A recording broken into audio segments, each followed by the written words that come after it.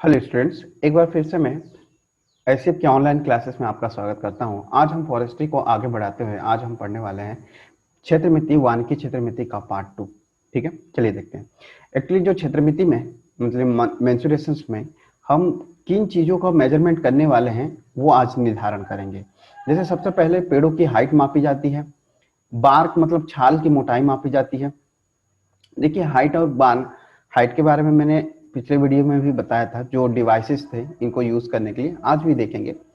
छाल मापने की डिवाइसेस भी कल मैंने बताया था पिछले वीडियो में, वहां जरूर देख लेंगे।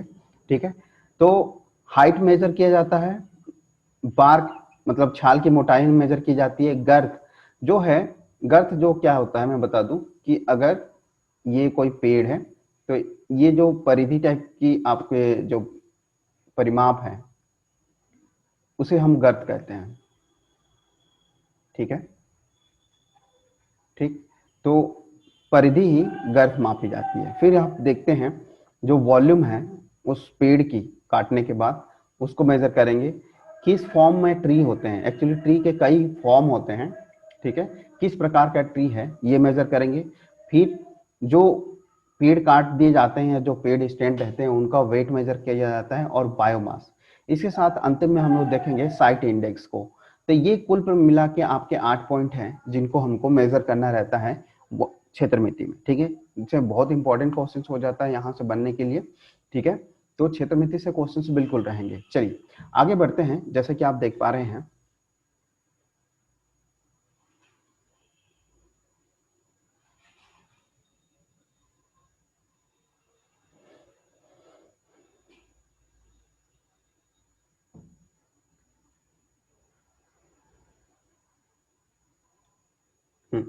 आगे देखते हैं। सबसे पहले हम लोग आते हैं हाइट्स की। ठीक है, पेड़ों की ऊंचाई सबसे पहले नापते हैं। इसके दो विधि हैं, एक तो है ऑकुलर एस्टिमेट विधि, ठीक है, दूसरा है नॉन इंस्ट्रूमेंटल विधि। अब इन दोनों माध्यम से हम लोग क्या है किसी पेड़ की ऊंचाई को नापा जा सकता है। जो सबसे पहले क्या करते हैं, ऑकुलर एस्टिमेशन को समझते हैं। ऑकुलर एस्टिमेशन क्या है मैं आपको बता दूं, यह एक अनुमानित विधि है। ठीक है, इट्स अ एक्सपेरिमेंट, यह एक अनुमानित विधि है। एक प्रकार से हम यहाँ पे अनुमान लगाते हैं कि पेड़ की हाइट कैसे होगी। तो इस विधि में क्या करते हैं, जो 100% एक्यूरेसी आपको नहीं मिल पाता, ठीक है, फिर भी इसको अपनाते हैं। ठीक है, चलिए, जैसे पहले क्या होता है, एक छोटे से पेड़ को जिसको हम लोग आसानी से नापा जा सके, उसके हाइट को हम उपकरण के माध्यम से नाप लेते हैं। ठीक है, उसके बाद क्या करते हैं, उसी को देखते हुए, उसी को देखकर ही अलग पेड़ के ऊंचाई को हम लोग माप लेते हैं। ठीक है, तो ये क्या है, एक अनुमानित है, एक छोटे से पेड़ जिसकी हाइट हम लोग उपकरण से नाप सकते हैं। आप देख पा रहे हैं, एक मतलब हम लोग इंस्ट्रूमेंट यूज करें और उससे छोटे पेड़ को नाप लें, उसके रेफरेंस लेके दूसरे पेड़ों को हाइट का अनुमान लगा सकें, तो इसको ऑक्सुलर एस्टिमेशन कहते हैं। ठीक है, ओके। उसके बाद देखते हैं नॉन इंस्ट्रूमेंटल मेथड। अब देखिए नॉन इंस्ट्रूमेंटल मेथड में दो प्रकार के मुख्य हैं, शेडो मेथड अपनाते हैं और पोल मेथड अपनाते हैं। ठीक है, ये अलग से एक्चुअली ये एक्चुअली 3 नंबर है, नंबर 3 है। ठीक है, मींस इंस्ट्रूमेंटल है। ठीक, चलिए अब देखते हैं कि जो नॉन इंस्ट्रूमेंटल है, अब देखिए जो नॉन इंस्ट्रूमेंटल मेथड है उसमें सबसे पहला शेडो मेथड है और पोल मेथड है। ये दोनों ही मेथड एक समान हैं। मैं यहाँ पे बता दूं कि जिसे मान लीजिए ये कोई पेड़ है, ये कोई पेड़ है जिसकी हाइट हमें मेजर करनी है। ठीक है, इस पेड़ की अगर हाइट हमें मेजर करनी है, हम पढ़ रहे हैं शेडो मेथड, तो इसकी परछाई नापने के लिए हम क्या करते हैं, मान लीजिए इसकी परछाई है, तो इसकी परछाई ये होगी, ये इसकी शेडो होगा। ठीक है, तो हम क्या करते हैं, इसकी शेडो, इसकी हाइट मापने के लिए यहाँ पे एक जिसकी हाइट मापा हुआ, ये एक कोई भी एक वस्तु गाड़ देते हैं। ठीक है, जैसे कोई लकड़ी है, ठीक है, जिसकी हाइट पता हुआ है, जिसकी हाइट हमें क्या पता है, उसकी हाइट पता हुआ है। ठीक है, तो जिसकी हाइट पता है हम यहाँ पे गाड़ते हैं और उसका जो शेडो है वो ये रहता है। ठीक है, उसका शेडो ये है। ठीक, तो इस लकड़ी को जो हमने यहाँ लगाया है, इस लकड़ी का हाइट हमें पता हो और इसका शेडो का जो लेंथ है वो भी हमें पता हो, ठीक है। इसका शेडो का लेंथ हम लोग मान लेते हैं कि b है, ठीक है। और ये जो पेड़ की हाइट है वो h होता है। तो ये जो शेडो है टोटल पेड़ का वो है, हम मान लेते हैं, जैसे कि आप देख पा रहे हैं, मान लेते हैं इस शेडो का जो हाइट है वो h है। तो इस प्रकार से आप दो ट्रायंगल देख रहे हैं। ये एक बड़ा ट्रायंगल है, एक बड़ा ट्रायंगल है जिसे हम लोग दे देते हैं ए बी सी, ठीक है। ये ए बी सी देते हैं, और ये एक छोटा ट्रायंगल है ई एफ, ठीक है। तो एक्चुअली जो कॉन्ग्रेट एंगल ट्रायंगल होता है ए बी सी, ये दो ट्रायंगल को हम कॉन्ग्रुएंसी लेके सिमिलर ट्रायंगल लेके हम बना सकते हैं, ठीक है। तो सिमिलर ट्रायंगल के लिए हम लोग क्या लिख सकते हैं, जैसे दूसरा ट्रायंगल जो है आपका वो है आपका सी ई एफ। इन दो ट्रायंगल का आपको देखो तो इनका जो रेशियो है, जैसे कैपिटल एच अपॉन ये जो लेंथ है, एक्चुअली ये लेंथ है बी, सॉरी, शेडो की जो लेंथ है देख पा रहे हैं यहाँ पे, जो शेडो की लेंथ को आप लोग बी मान लेते हैं। तो ये कैपिटल बी, और इस छोटे से ट्रायंगल में, छोटा ट्रायंगल का जो हाइट है वो h अपॉन बी है। तो इस प्रकार से ये दोनों ट्रायंगल्स की आपको क्या पता है, परपेंडिकुलर और बेस पता हुआ है। तो इस फॉर्मूले से हम लोग क्या निकाल सकते हैं, ये हाइट निकाल सकते हैं। ये हाइट हमको निकालना है, तो h इक्वल टू क्या हो जाएगा, आप लिखेंगे तो जिस पते हुए, मतलब उस छोटे से लकड़ी का हाइट हमको पता है, और उसका छाया को हम लोग भी नाप सकते हैं, क्योंकि छोटा है तो अपने इंस्ट्रूमेंट से नाप सकते हैं, ठीक है। उसके बाद मल्टीप्लिकेशन विद जो पेड़ की छाया है। तो इस प्रकार से शेडो के उपयोग करके, शेडो का उपयोग करके, मतलब छाया से किसी पेड़ की हाइट को नापा जा सकता है। सिमिलरली जो ये पोल सिस्टम है, देखो जो पोल मेथड है ये भी बहुत ही आसान है। पोल मेथड को क्या है, इसको भी सिमिलर पैटर्न के ही अपनाते हैं। यहाँ पे कोई पोल लगा देते हैं और उसके पोल से के ऊंचाई से आती हुई रोशनी की, ठीक है, को किसी मनुष्य के आंखों के द्वारा समान माप लेते हैं। तो यहाँ पे भी वही रहता है P H, capital H upon ये टोटल जो लेंथ है बी।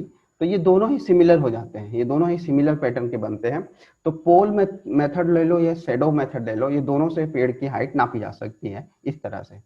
चलिए आगे बढ़ते हैं, इंस्ट्रूमेंट मेथड। देखिए पिछली बार भी मैंने बताया था पिछले वीडियो में कि कई ऐसे इंस्ट्रूमेंट हैं जिसके थ्रू से हम लोग क्या करते हैं, पिछला वीडियो जरूर देखिएगा, वहां से आपको कई ऐसे इंस्ट्रूमेंट है जो क्षेत्रमिति में उपयोग होते हैं अनेक प्रकार के पैरामीटर नापने के लिए। जैसे अगर इंस्ट्रूमेंटल मेथड में हम लोग कई प्रकार के उपकरण यूज करते हैं मुख्यतः हाइट नापने के लिए। जैसे ये है हिप्सोमीटर। तो हिप्सोमीटर याद रखिएगा, हिप्सोमीटर एक हाइट नापने का डिवाइस है।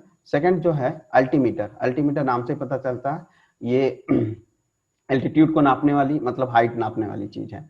तो अल्टीमीटर और hypsometer, this both are used for the measuring the height of any tree, ठीक है।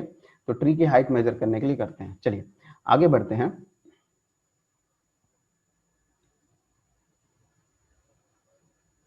हाँ, तो यहाँ पे अपन ये देखते हैं, चलिए यहाँ जरूरी है, देखें अब देखते हैं आयतन मेजरमेंट करने के लिए, ठीक है। नेक्स्ट है वॉल्यूम्स। वॉल्यूम क्या करेंगे, तो आयतन की गणना जो है वो क्या है, क्वार्टर गर्थ फॉर्मूले से याद रखिएगा। आयतन की गणना जो है क्वार्टर गर्थ फॉर्मूले से निकाला जाता है, से मापी जाती है, ठीक है।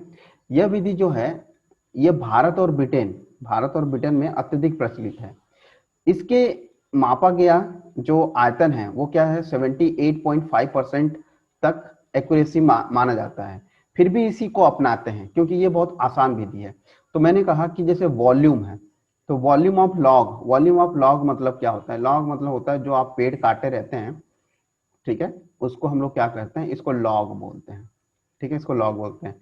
वॉल्यूम ऑफ लॉग मतलब जिस पेड़ कटे हुए पेड़ का हिस्से का वॉल्यूम हम लोग निकालते हैं, ठीक है। अब इस फॉर्मूले में आपको याद रखना है g/4, देखिए very important, g/4 the power 2 मतलब होल स्क्वायर है, जहां पे g क्या होता है, गर्थ होता है। और गर्थ क्या होता है, मैंने बताया था, गर्थ जो होता है इस पूरे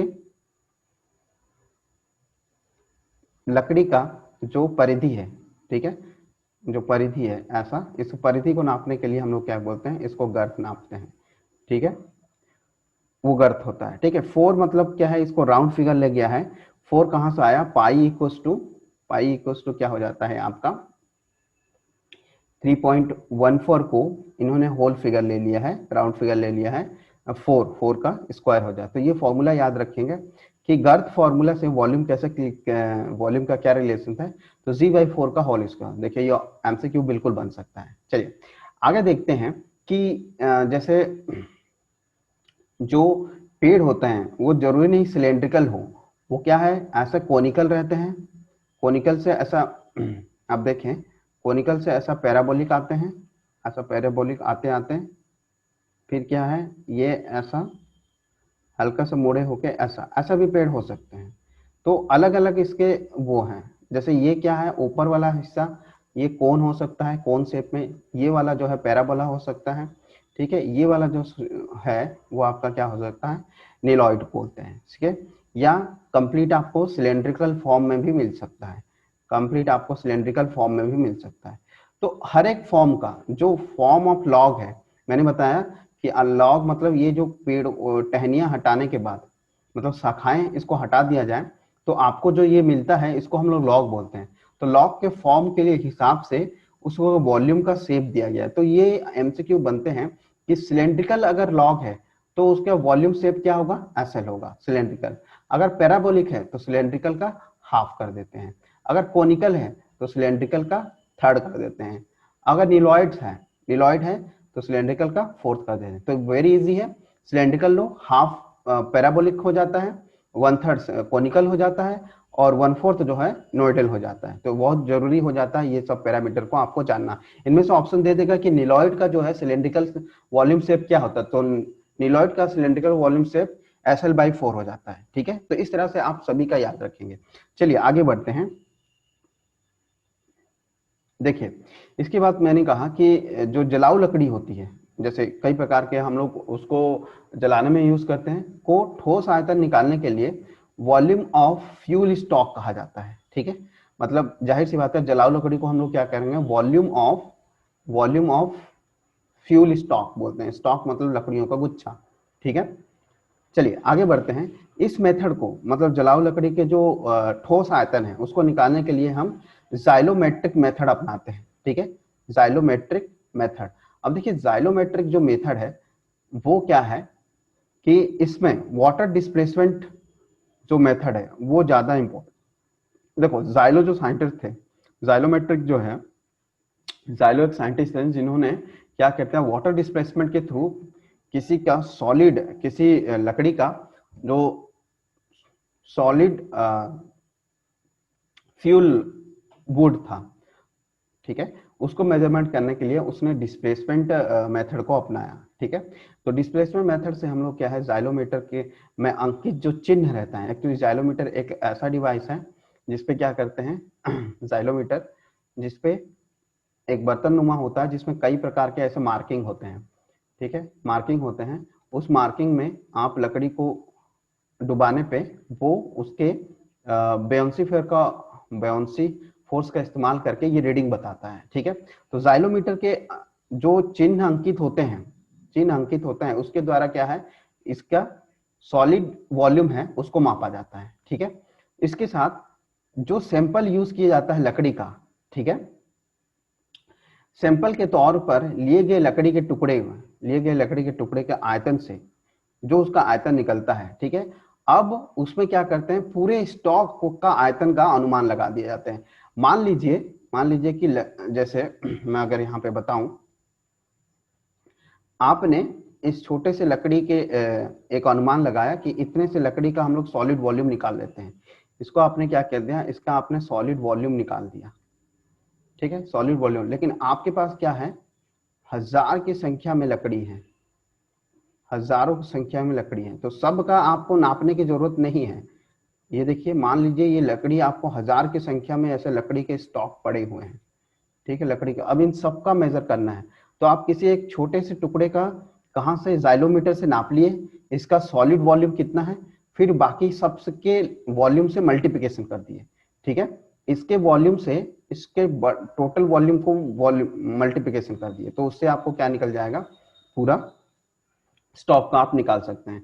जैसा कि इस फॉर्मूले से दिखाया गया है, अगर इस फॉर्मूले में देखा जाए तो आप क्या देख पा रहे हैं, ठीक है, जैसा कि आप यहाँ देखें, ये देखिए पूरे बड़े वॉल्यूम का मीन्स आप देखें तो ये देखिए, इस फॉर्मूले से आप निकाल सकते हैं, ये है बड़े से कैपेसिटी, जो ये कैपिटल वी जो मैं लिख रहा हूं, कैपिटल वी जो है ये पूरे लॉट की बात कर रहा है, ये पूरे लॉट में जितने भी लकड़ियां, कई हजार संख्या में लकड़ियां होंगी, उसको उसमें क्या करें, जो टोटल वेट है, ये कैपिटल जो डब्ल्यू है, ये कैपिटल जो डब्ल्यू है वो है टोटल लॉट का वेट, टोटल लॉट का वेट, ठीक है, इनटू इनटू ये हो जाता है आपका छोटे वाले, ये वाला जो है इसकी, इस सैंपल का वॉल्यूम और स्मॉल डब्ल्यू सैंपल का वेट। तो इस प्रकार से इस फॉर्मूले में आप क्या रख के हम लोग कैपिटल जो वी है टोटल वॉल्यूम निकाल सकते हैं, सॉलिड वॉल्यूम, ठीक है। चलिए आगे आगे देखते हैं। नेक्स्ट जो है वो आपके ब्रिज के प्रकार, फॉर्म ऑफ ट्री या ट्री फॉर्म्स, ठीक है। ट्री के कई फॉर्म्स होते हैं, जैसा अभी मैंने बताया था कि देखिए ऊपर से अगर आप देखें तो ये क्या है, ऊपर से अगर आप देखें, चलिए टी के फॉर्म में सबसे पहले आप देख लें, जो ऊपर का फॉर्म रहता है वो बिल्कुल कोन शेप में रहता है, आप देखिए ये कोनिकल रहता है, ठीक है, आपको कोनिकल, बीच वाला जो हिस्सा है थोड़ा सा आपको पैराबोला मिलेगा, ठीक है, पैराबोलिक मिलता है, ठीक है, और नीचे वाला जो है वो ट्रेपेजॉइडल शेप का दिखेगा, जिसे हम लोग वानिकी के टर्म्स में नीलॉइड बोलते हैं। तो ये तीन चीजों से का एक कॉम्बिनेशन रहता है कोई पेड़, क्योंकि हमें ये ऐसा सिलेंड्रिकल पेड़ ना बहुत कम मिल पाता है, हम लोग पूरी कोशिश करते हैं कि ये पेड़ ऐसा डेवलप हो जाए, ये सिर्फ यूनिफॉर्म क्रॉस सेक्शंस के कहते हैं इसको, ठीक है, हर तरफ क्या है क्रॉस सेक्शन एरिया इसका क्या है, समान है, ठीक है। इस प्रकार से पेड़ मिलना बहुत मुश्किल होता है। अब देखिए जैसे नीलॉइड है, तो आप इसके जो इक्वेशंस है उसको कंपेयर कीजिएगा। अगर नीलॉइड है तो ये हो जाता है के एस की पावर 3, ठीक है, ये इसका पैराबोलिक इक्वेशंस है, ठीक है। जैसे ये पैराबोलॉइड है तो इसका इक्वेशन है वाई स्क्वायर के एक्स, हम लोग पहले से जानते हैं, और कोन है तो इसके लिए क्या यूज करते हैं, वाई स्क्वायर इक्वल टू के एक्स स्क्वायर, ठीक है। तो आपको इसमें मैथमेटिकल प्रॉब्लम्स नहीं लगाने हैं, सिर्फ इसके जो यूज होने वाले फॉर्मूले हैं सिर्फ उसको याद रखने हैं, ठीक है। वाई स्क्वायर के एक्स क्यूब जो है नीलॉइड का है, और वाई स्क्वायर के एक्स जो है पैराबोलिक है, वाई स्क्वायर टू के एक्स स्क्वायर जो है वो कोन के लिए होता है, ठीक है। इसके साथ ही हम जो टी के फॉर्म के लिए आपको यह ऑप्शन आता है, टी के अलग अलग फॉर्म्स नापने के लिए किस विधि का उपयोग किया जाता है, तो चाहे आपको ग्रीडर थ्योरी बोला जाए, ग्रीडर थ्योरी के आधार पर जो मिटजर्स थ्योरी है, मिटजर्स थ्योरी है, ये दोनों एक ही है, इस थ्योरी के साथ ये दोनों ही थे, मिटजर्स थ्योरी बोल दिया या ग्रीडर थ्योरी बोल दिया, ये दोनों थ्योरी हमारे क्या है, टी फॉर्म को नापने, टी के जो फॉर्म होते हैं, ट्री के जो फॉर्म होते हैं, ट्री के फॉर्म को जानने के लिए इन दो मेथड को अपनाते हैं। तो आपको सिर्फ नाम याद रखने हैं, टी के फॉर्म्स को मेजर करने के लिए किस विधि का अपनाया जाता है, तो मिटजर्स थ्योरी या ग्रीडर थ्योरी, ठीक है। चलिए आगे बढ़ते हैं। उसके बाद जो होता है आपके पास जो लॉग है, देखो लॉग में बार बार कह रहा हूँ, लॉग मतलब होता है कि कटे हुए पेड़ का जो कटा हुआ पेड़ है, ये जिसको हम लोग शाखा से अलग करके जो इसको लॉग कहते हैं, ठीक है। तो वेट इस लॉग का भार मापने के लिए, भार के आधार पर ही जो वन उपज होते हैं, ठीक है, वन के जो उपज है, ठीक है, उचित मूल्य पर उचित मूल्य में बेचा जाता है, जिससे मॉइस्चर्स, जिनमें क्या मॉइस्चर मतलब नमी के विभिन्नता के कारण लकड़ियों में क्या होता है, भार जो है वो भिन्न भिन्न होता है, ठीक है। ये हम सभी जानते हैं कि कच्ची लकड़ियों का भार बहुत भारी होता है सूखी लकड़ी से, तो अलग अलग मॉइस्चर कंटेंट के कारण सभी पेड़ों का जो भार है वो अलग अलग रहता है, ठीक है, अलग अलग लकड़ियों में। तो भार को जो प्रभावित करने वाले जो कारक हैं, सबसे पहले लकड़ी का घनत्व। आप देखेंगे लकड़ी के घनत्व के कारण ही उसका भार डिसाइडेड होता है। दूसरा है इसमें कितना प्रतिशत नमी है। सूखी लकड़ियां कम भारित होती है, जबकि गीली लकड़ियां सबसे ज्यादा भारित होती है। ठीक है। फिर छाल की पर्टिकुलर जो लॉग है उसकी छाल में कितनी मोटाई है, इस पे डिपेंड करता है कि इसका भार कितना होगा। ठीक है। नेक्स्ट जो है अतिरिक्त पदार्थ है। अतिरिक्त पदार्थ मतलब बोला जाए कि देखिए ये जो लॉग होता है, अब इसमें क्या है, धूल मिट्टी अलग प्रकार से इस पे लगे रहे हैं, और इस पे क्या है, कई प्रकार के ऐसे कलियां जो है, लताएं जो है इस पे लपेटी रहती है, या दूसरे पेड़ उगे रहते हैं इस पे हल्के से ऐसे टाइप के। तो ये सब भार को अतिरिक्त पदार्थ कहा जाता है। ठीक है। इन सबको हटा के ही मापने का तरीका, इनका सही वेट निकाला जाता है। ठीक है। तो वेट जो है पर्टिकुलर मॉइस्चर कंटेंट के हिसाब से ही इसका वेट डिसाइड हो पाता है। चलिए आगे बढ़ते हैं। जैव द्रव्यमान, देखो बायोमास, जैव द्रव्यमान का मापन मीन्स आपको ये बिल्कुल आता है। जो बायोमास है वो एक्चुअली होता क्या चीज है किसी पेड़ के लिए, और इसको कैसा मेजर किया जाता है। ठीक है। बायोमास मतलब जैविक द्रव्यमान बोला जाता है बायोमास। तो इसमें खुद जो लकड़ी रहती है वो, इसकी शाखाएं, छाल, पत्ते, ठीक है, जो भी झाड़ है इसके और जो पौधे इस पे रहते हैं, इन सब का जो भूमि के ऊपर उगे रहते हैं, इन सब का संयुक्त द्रव्यमान ही, संयुक्त जो मास है, ठीक है, जो भूमि के ऊपर उगते हैं, इनको बायोमास कहा जाता है। किसी फॉरेस्ट्री का जो बायोमास है, भूमि के ऊपर उगने वाले वो सभी सजीव, ठीक है, सभी सजीव, जिससे क्या हो जाते हैं, इनके सारे सबका जो मास द्रव्यमान है संयुक्त रूप से, उसको बायोमास कहा जाता है। अब देखिए बायोमास की गणना कैसे कैसे किया जाता है। तो सबसे पहला विधि हम लोग देखते हैं कि इसकी गणना तो शीत ऋतु में करना चाहिए, तब इसको सुटेबल माना जाता है कि आपने सही माप किया है। ठीक है। कंडीशन है कि आप ठंडी के समय में बायोमास मेजर करें, क्योंकि बाकी समय ये क्या रहते हैं, पत्ते झड़ जाते हैं और ये सूखा सा प्रतीत होता है। ठीक है। अच्छे सैंपल के लिए क्या है, 30 पेड़ों का लॉट सेलेक्ट किया जाता है। नेक्स्ट पॉइंट है, इन पेड़ों का जो गर्त है, गर्त मैंने बताया था परिधि के समान होता है। गर्त जो है 50 सेंटीमीटर जमीन के ऊपर वाले भाग पे नापा जाए। ठीक है। तो गर्त का जो मेजरमेंट है वो क्या है, 50 सेंटीमीटर जमीन से ऊपर, मतलब गर्थ, ब्रेस्ट, हाइट, ये बेस होता है। ठीक है। इसको GBH बोलते हैं, गर्थ ब्रेस्ट हाइट बोला जाता है। अगला जो पॉइंट है हम देखते हैं, पेड़ों की शाखाएं, लताएं, पत्ते सभी को अलग करके ही लॉट का वेट या बायोमास निकाला जाता है। प्रत्येक हिस्से को अलग से माप की जाती है तथा सूखने से पहले, बिल्कुल सूखने से पहले, सब अगर पेड़ काटे तो तभी तक वो क्या है, नमी है उसमें। ठीक है। तो नमी से सूखने से पहले उसको नापा जाता है। ठीक है। तो इन सभी के मापों के योग को ही जैव द्रव्यमान कहा जाता है। ठीक है। जब काट दिए तो पेड़, पत्ते, शाखे, इन सब को मापने पे जो भार आता है उसको हम लोग क्या करते हैं, बायोमास कहा जाता है। तो इस प्रकार से गणना की जाती है और ये होता है बायोमास। चलिए आगे बढ़ते हैं। अब बायोमास के लिए एक रिग्रेशन मेथड अपनाया जाए, ये है आपका रिग्रेशन मेथड। तो ये आज पूछा जाएगा कि बायोमास कैलकुलेशन के लिए रिग्रेशन में किस मेथड का उपयोग किया जाता है, तो रिग्रेशन मेथड का उपयोग आता है। तो ये फॉर्मूला याद रखिए, जो बायोमास, ये जो W है वो क्या आपको बता रहा है, वो बायोमास कैलकुलेट करने की फॉर्मूला है। तो बायोमास कैलकुलेट करने का फॉर्मूला W = ABG²H। वहां पे आप देखेंगे G जो है वो गर्थ है, ठीक है, जो गर्थ इन सेंटीमीटर होगा। ठीक है। H जो है वो ट्री की हाइट होगा, H जो है वो ट्री की हाइट होती है। ठीक है। H जो है ट्री की हाइट होता है। तो इस प्रकार से A और B जो हो जाते हैं यहाँ पे, वो रिग्रेशन कोएफिशिएंट है, इनकी वैल्यू दी रहेगी। तो आपको ये फॉर्मूला याद रखना कि biomass W = A + B G²H। ठीक है। तो ये रिग्रेशन मेथड उपयोग किया जाता है बायोमास के लिए। चलिए आगे देखते हैं सैंपलिंग।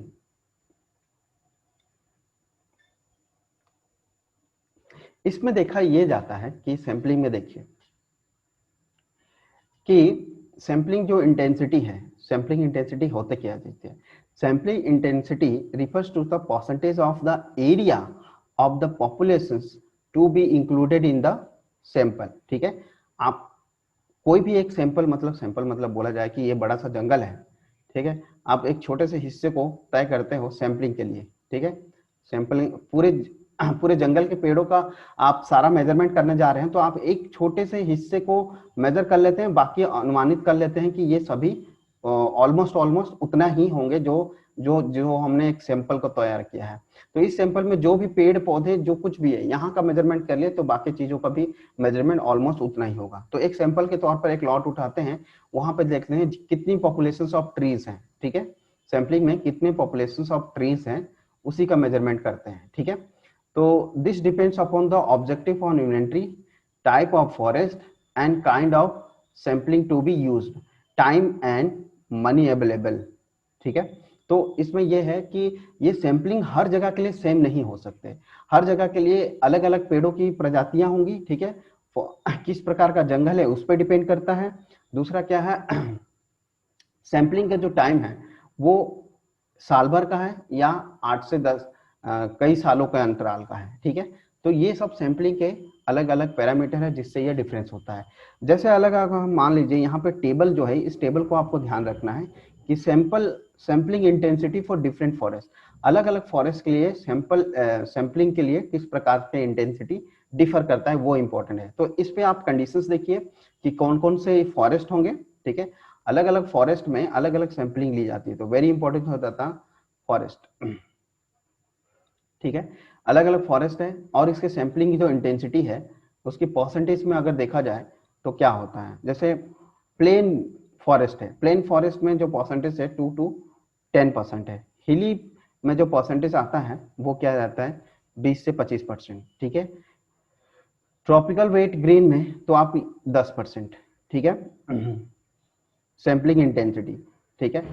ट्रॉपिकल डेसिडियस मतलब उष्णकटिबंधीय पर्णपाती वन होते हैं, मतलब जहां पतझड़ वन होते हैं, ये सदाबहार वन होते हैं। तो सदाबहार में सैंपल इंटेंसिटी 10 होता है और पतझड़ मतलब उष्णकटिबंधीय पतझड़ वनों में जो सैंपलिंग इंटेंसिटी होता है 2.5% होता है।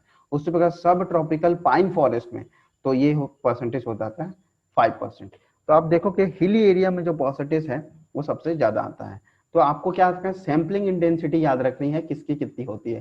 तो हिली एरिया है तो 20 से 25% होता है, अगर सदाबहार वन है तो 10, और अगर पतझड़ वन है तो 2.5, और सब ट्रॉपिकल पाइन फॉरेस्ट है तो ये 5 हो जाता है। तो ये सैंपलिंग इंटेंसिटी का परसेंटेज याद रखिएगा, आपको इससे एमसीक्यू बन सकते हैं, ठीक है। चलिए आगे जो वेरी इंपॉर्टेंट चीजें हैं, ये दो चीजों को समझना आपको जरूरी है। जैसे मैंने इस टेबल के माध्यम से समझाया है, दोनों यहीं पे समझ सकते हैं। Difference between the quality site quality और साइट इंडेक्स। तो साइट क्वालिटी और साइट इंडेक्स को यहां समझते हैं। देखिए साइट क्वालिटी जो होता है एक बड़ा टर्म्स है, मतलब ये जो है एक बहुत बहुत बड़ा विषय है पढ़ने के, ठीक है। साइट क्वालिटी में पूरे जंगल के साइट को, जितना बड़ा एरिया है उसके साइट का अध्ययन करना है। जबकि साइट इंडेक्स जो है एक छोटा अध्याय है, ठीक है, एक छोटा टर्म्स होता है। It it consider the adipic and climatic. देखिए ये मौसम के साथ साथ वहां के भूमि मतलब मृदा, इन दोनों का ही अध्ययन है। मौसम क्लाइमेट के जलवायु के साथ साथ वहां पर जो भी भूमि की दशा है, ठीक है, टोपोग्राफी को लेकर, ठीक है, इन सब का अध्ययन किया जाता है, साइट क्वालिटी कहलाता है। जबकि जो साइट इंडेक्स है सिर्फ सॉइल क्वालिटी को बात करता है, ठीक है, सिर्फ सॉइल क्वालिटी की बात करता है, ये साइट इंडेक्स है। It is specific, species specific, मतलब ये it is not a species specific. इसका मतलब ये है कि प्रजातियों पे ये डिपेंड नहीं है, किस प्रकार के प्रजाति के पेड़ है ये डिपेंड नहीं करता है इसमें। जबकि इसमें स्पीसीज स्पेसिफिक है, मतलब यह है एक प्रजाति, किसी एक प्रजाति के पेड़ों के लिए साइट इंडेक्स निकाला जाता है, ठीक है, एक प्रजाति के लिए। ये क्या मल्टीपल होता है कि कोई भी हो प्रजाति, उससे फर्क नहीं पड़ता, ठीक है। It is assessed by CBP index evaluations for vegetation and indicator species, ठीक है।